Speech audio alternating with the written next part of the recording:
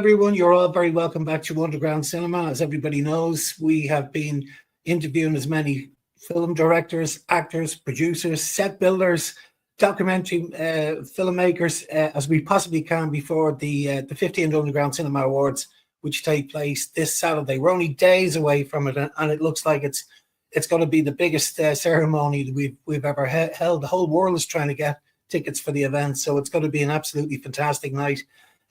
This is my, I think, 23rd interview so far over the past 2.5 weeks. I've enjoyed every second of it, but I'm delighted to say that I have with me this morning Ellen Costa. Ellen has received 2 nominations this year. The first nomination is for Best International Film. It's a brilliant short film called Jasmine. And she's also been nominated in the Best Actress category for a fantastic short film that we screened last year at our film festival in Dunleary called Haptic. You're very welcome, Ellen. Good morning. Thank you. Hi, good morning. Such a pleasure. Thank you so much for creating the space and making the time. It's been not at all. a journey. We met for the very first time last year at the film festival in Dunleary. In the Royal Marine Hotel. You certainly made an impression on me because your film, at that time we were screening your film Haptic, which was a fantastic piece of filmmaking. And I remember chatting to you as well about your debut film, Jasmine. And maybe we might start with that one first, Ellen, if that's okay. This is a fantastic piece of filmmaking, you know, for a first-time director in a short film. Congratulations and well done. Thank you so much. It was incredible to also, start going back to location where we filmed was Hong Kong. It's the place I come from before Ireland. I'm obviously from Brazil, not obviously, but sometimes. And Hong Kong has been my home for, I want to say 15 years plus.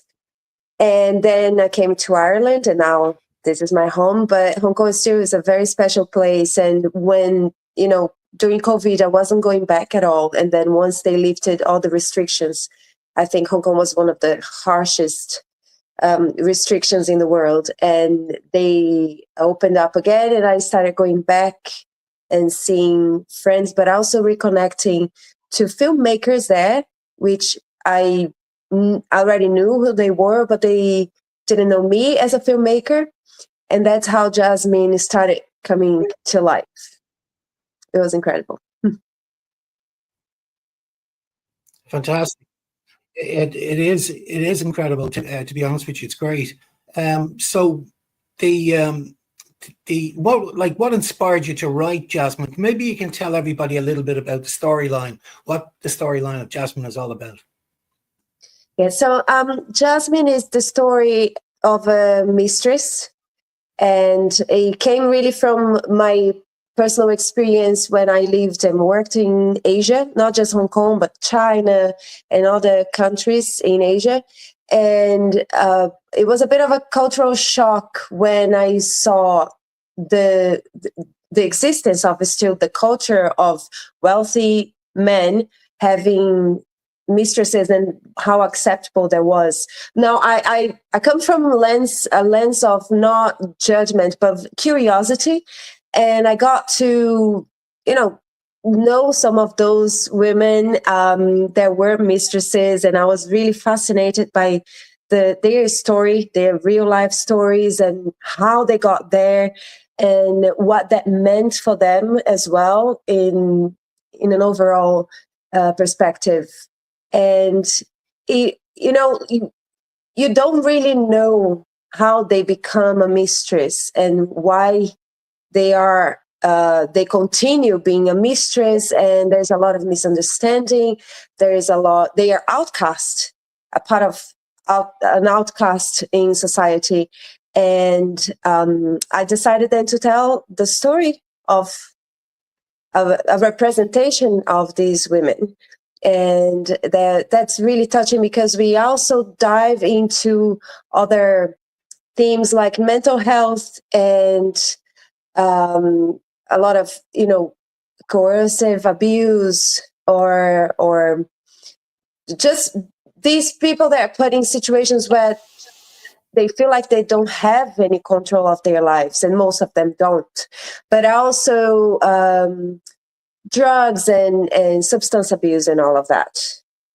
But we also, it can be quite heavy. And I wasn't meant to be the director, to be honest with you. I wrote the film, and we had another director lined up, and up to 2 weeks before filming, we were still hoping that we would get that director, but we didn't have it, and we were all there, and we had crew from Ireland travel there. Our DOP, Shane Serrano, is from Limerick, and we had our project manager also here in Ireland, and we're like, okay, we're gonna have to film it. My producers and my DOP, they suggested that I directed it because I wrote it, and they're like, this is going to be a good experience for you. Also, we'll give a lot of insight for you as a writer, and we'll have your back. So I couldn't have done without them, because they all are directors as well. Shane Serrano and Sarah Lation, who's my producer and my partner. She's also a director, and my project manager was also an amazing director. So that's why. Shane Serrano is a former Underground Cinema nominee for cinematography. He's absolutely fantastic, and he's been nominated again this year for your other short film, Haptic. But this particular film I found really interesting because I wasn't aware of it, because this was a real insight into mistress culture, and it's almost it's not really seen as a major issue in Asian countries at all, and I was really surprised by it, and I was really interested in did you have to do much research on this, or was this from your experience while you were living in Hong Kong that you picked this all up? Yeah, I knew many of them because I've been a performer if no one knew this before, I wasn't a filmmaker before I came to Ireland. I had a whole other career in performing arts, and within that world, you get to know a lot of people, and you also end up knowing the other layers of society. And I actually just got to know from China and Hong Kong and Singapore, all these places where we had access to different levels of society, a lot of wealthy people, and you just meet them and you start talking. And because they know you're not from there, they know that, they just feel comfortable, and they start opening up about their life. And so it was really just people telling me about themselves, and a lot of these women telling me. And I also met the wives, and that was a very interesting experience, because the wives know it's not a hidden aspect of anything. Everybody knows. And I did do a little bit of research on other factors, more to do with political, because I had a political advisor throughout. By the way, this Jasmine as a short film format is also proof of concept of the feature film that we have started. We are now under negotiations for budgeting and all of that. And we have political advisors because obviously Hong Kong and China, there is still the aspect of it is a communist place, and there were things I had to rewrite many times. There were things that we wouldn't be able to film if I was very open. So there were just ways that I had to go around and tell the story. But speaking with someone who was he's the CEO of the Hong Kong Film Festival, the board of Hong Kong Film Festival, and he's also involved with the Beijing Film Board. I asked him straight on, it's like, look, it is a criticism to this at the end of the day, even though we are going to make it pretty and see how we can tell the real story. It's like, no, that's fine. This is true. Like wealthy men in Asia, it's by law, they will have mistresses because it's part of, it's a status aspect Yeah, of it. So it's not a criticism. You're just saying the truth, and yeah. everybody's okay with that.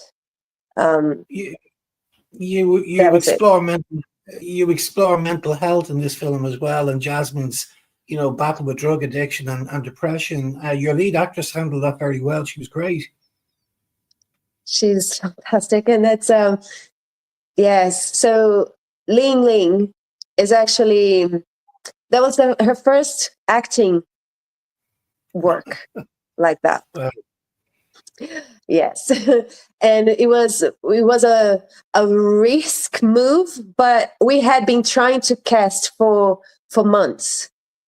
I went back to Hong Kong in a year. I went back there 8 times in the process of finding the right team because all the crew was local, and behind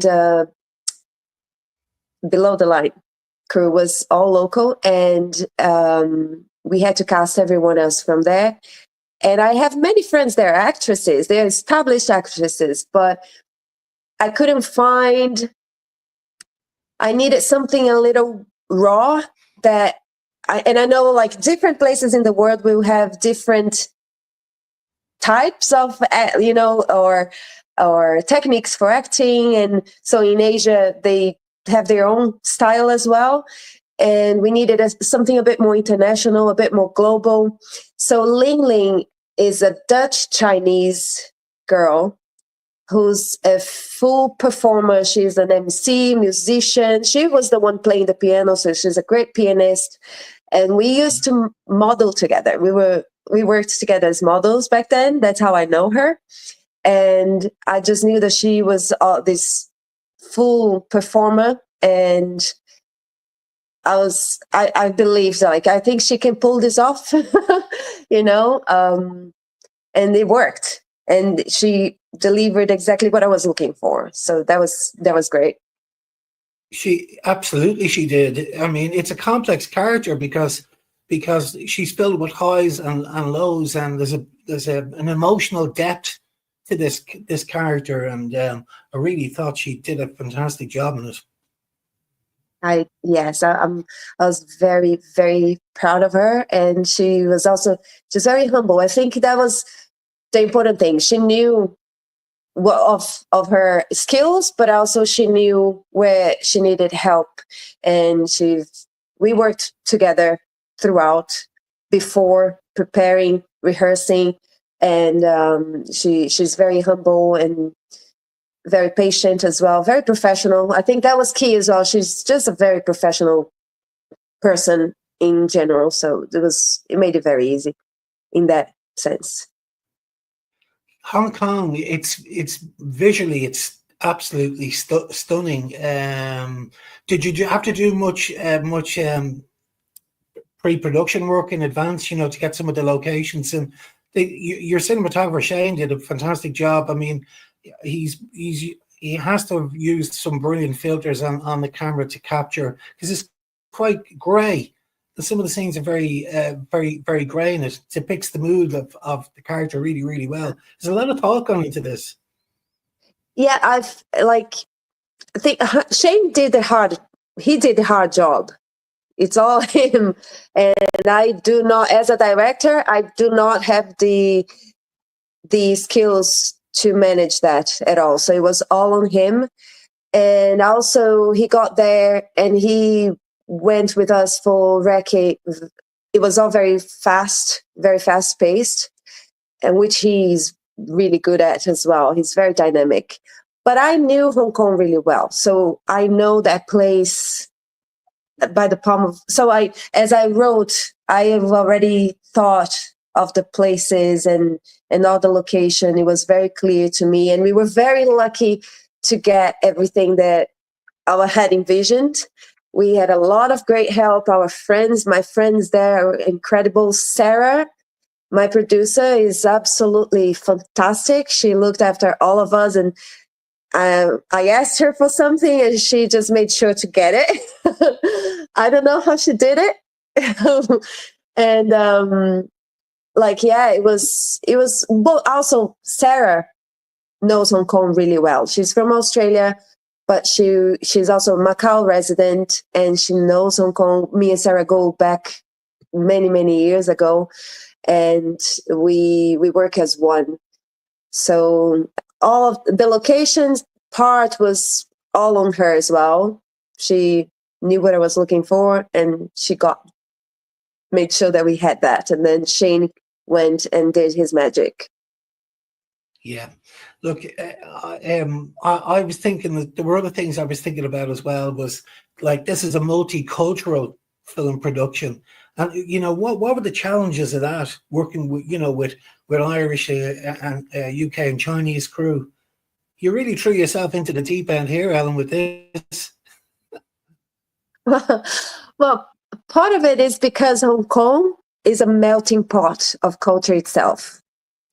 Hong Kong is very cosmopolitan. It has all cultures and nationalities in a very small place. Everybody there is very open and warm and eager to work together and collaborate. So I knew that that was covered because I lived there, and that's what it is. Everyone, all my friends that I know and now kind of spread out through the world are from Hong Kong, and that's people from everywhere. So the only thing that I thought would maybe be the language barrier with the local crew, but we had our project manager, Derek Fong, who's he's Chinese Canadian. So you see, like, it's very mixed anyways. That's what really represents Hong Kong. So I thought that wouldn't really be a challenge, because in the end, that's also why I wrote this film, is to showcase what Hong Kong represents. It's an international little portal. And I also knew that I had an intuition that, the Chinese and the Irish people, because of how Irish people are, also very warming, very welcoming and funny. I knew it wouldn't be an issue. Shane and Derek and the crew, they just bonded very quickly. It's really nice. I love that. I really love that. So, this is an interesting question. Now, have you screened this film in China? Has it been screened in Hong Kong yet? We had private screenings, and we're still doing the festival circuit. So there's things that are going to roll out. We're still waiting to hear for next year, for 2025. So from the private screenings, we've got really good feedback. But again, there's things that are still quite sensitive, because it really hits close to home to the Hong Kong and Chinese people. So we expect a little bit of, feelings being touched. Yeah. But so far, we've got amazing feedback. We've got good receptivity. And coincidentally, after the release of Jasmine, there was an article talking about it. So now this is an open conversation, because there was a politician there who was found to have a mistress, and she has a kid, which is a big no-no. So now that has sparked some conversation, and which kind of, it's perfect timing for us, because now people will start talking about it, and then the film is out. So it was an incredible coincidence. We'll wait and see. Yeah, I've no doubt on the International Film Festival circuit that it'll do well. It's a great piece. It's really well done. The production values are great. But I'd love you to come back to me and tell me, I will. when you do screen this in Asia, I would be very keen to hear, just get the reaction. And I get where you're coming from. I understand it can be there are elements in it that can touch the nerves of of people that live in Hong Kong and live with this. So I Yeah. get exactly what you're talking about, but maybe it is the type of film that needs to be seen and needs to be looked at. It's important. Maybe it should be viewed. I know you have very strong views about this, so I think it's an important film that should be seen by people in Asia, people in China and Hong Kong, So I'd be very keen to hear the reaction in the future, Ellen, if you could keep me posted. We'll let you know. Crossing fingers. Listen, let's slip on to the next film. Okay, God, you got two films. So you've got you sent into us last year, Haptic, which was directed by Baz Black. This is another great piece of filmmaking. Again, Shane Serrano is the cinematographer on this, and he's been nominated for an award. Can you tell everybody just a little bit about Haptic, what the storyline is all about? Yes, I think that, being my first film, I think when you start writing stories, there's a lot that you just need to get out. And I feel like this was that. There was something that I really needed to talk about, which is also something that hits very close to home. And it's the theme of sexual assault and consent and, how to have these open conversations. Now, when Haptic was made, again, I was advised by the director and the DOP, look, don't hold your breath. This might not get through too many film festivals. It's quite strong. It's very visual, which was something as well that a lot of people criticized. But I was like, okay, well, this is how I envision it. And I think that these conversations, they need to start. Now, moving forward, fast forward a little bit. Right after that, there were other films like The Color Purple from Steven Spielberg that was also released. And then a lot of other films that simultaneously started to be released talking about the same themes. And so that just made it easy for Haptic to then sort of break through because I think now those conversations are being pushed a little bit more. They have to have, to be had.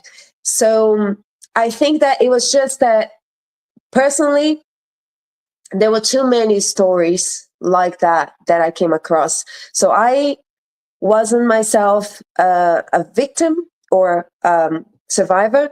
And that's the only reason I can probably write about it. But I've been a witness or I don't mean a witness, but 90% of the women close to me, including friends, close friends, and very close acquaintances and family, have been, a survivor of some sort of assault, which is too high of a number. It's crazy. And because of that number, it's even crazier to me that we can't have those conversations. Oh my God, that's too strong. It's like, well, let's stop making it something that is, we can talk about it. No, let's talk about that. Then that needs to be normalized. The talk and even the visuals as well. It's like, it happened to 90% of the women that I know. So I think everybody needs to know. That was purely where I came from. And it can sound a bit confrontational, but that's the beauty of filmmaking and having other people's vision come on board and then add, their own creative direction to it, because it's just how we make the film possible.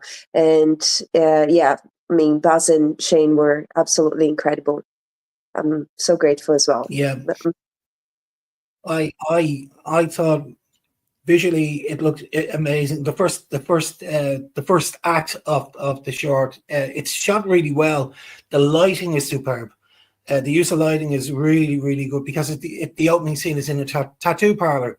It's dark. Yeah. It's not too dark, but he uses this green light to great effect. through at the very first scene, and it's a very sort of relaxed scene, isn't it? Yeah, Between yourself and the tattoo artist, and you're not really expecting what's going to happen. It's flirtatious as well, but that doesn't mean consent. exactly. This is an emotion. Yeah, exactly. Yeah, and this is like an emotionally charged storyline that we're watching, and you sort of know, you have an idea what is. It doesn't start off as obvious, but eventually, as the storyline progresses, there are so many storylines like this out there, stories that guys and girls have heard about over the past. And you're right, there are a lot of stories like that out there that you Mhm. sort of know what is going to happen, and that's unfortunate. That's the way society is at the moment. I think you've highlighted this story of Carrie so well. Well done, Ellen. No, thank you. And I feel like a big achievement was that, with all the other films as well, talking about the subject, which just made it like this. I felt like the goal or the objective was achieved. I was very happy with that. The message did go to more people than I expected, but also we got on board the support of an organization in Ireland. It's called WeConsent.ie. Yeah, That is also part of the rape crisis in Dublin. And we together we pushed a little bit more, and I think that's one of the ways to go with storytelling. You can share that, but also, I keep reminding people I'm a mom of a girl and a boy, and yeah, I'm mortified. How am I going to protect both of them? yeah. I And I have daughters as well, Ellen. And when I was watching it, I worry about them all the time. To be honest with you, I worry about my girls all the time. I shouldn't really have to worry, but I do. I know, Um, yeah, and this thing about consent as well, you may or you may not know. I mean, I do a lot of cosplay. So that guy there behind me there, that's Boba Fett. So I work with the 501st Ireland Garrison. We do an awful lot of charity work. So we dress right, up in these costumes and go to children's hospitals to raise money, and we do a lot of charity and fundraising stuff. And it's great okay. fun because I get to wear that costume there, which is amazing. But yeah, it's pretty cool. Everybody loves Boba Fett. But you do the Comic Cons. The big Comic Cons like Dublin City Comic Con, which is in the convention centre of Dublin, which you'll see signs up all over the place. The roller banners, which you brought down to our festival in Dunleary, about Yeah, consent. And my yeah, first time, when I was at this for the very first time, I was sort of saying to myself, why the hell have they got these banners up all over the place about consent? It was only when I got deep into to cosplay I realized that this is actually rampant. And it's a yeah. really important message to get across to people. Yes, yeah. No, so I think there's obviously a way more work to do around it, but I'm proud that I'm a part of this movement now, and we're getting there. The conversation is now started, and yeah, that's what's important. It's not a taboo anymore. Yeah. The film, it's on its festival run at the moment. It's still on a festival run at the moment. What is the audience reaction been like? Have you been to many of the screenings that it's been at? I have, and there's we got good run as well internationally, so in America and throughout Europe, and I've been getting messages. I'll be honest with you, I was not prepared to the feedback that I got, but not just the feedback. There were a lot of people that came to me to talk about things that happened to them and that they didn't talk to many people or not anyone, and then they felt they could talk to me, and I wasn't prepared for the stories that I had to learn and hear. And for some time it was a bit hard on me, but then again, the We Consent organization, they were very good in giving me support, some um, mental health support, and then they also trained me to talk to these people in a way of, I'm not trained to give you the full support, but I could guide them and talk to the right people, because that became a little too much and I wasn't aware of that, how that would open. But I mean, I'm privileged that people felt that they could talk about it finally, and then I could then guide them to the right channels. So what's next on the cards, Ellen? Have you got anything in the pipeline? Yes, we had a few things. So firstly, with my producer Sarah, that we filmed Jasmine, we have just we opened a film company in Hong Kong, and with a branch in Ireland and a few other places. And we have a few things between live action, animation, and unscripted.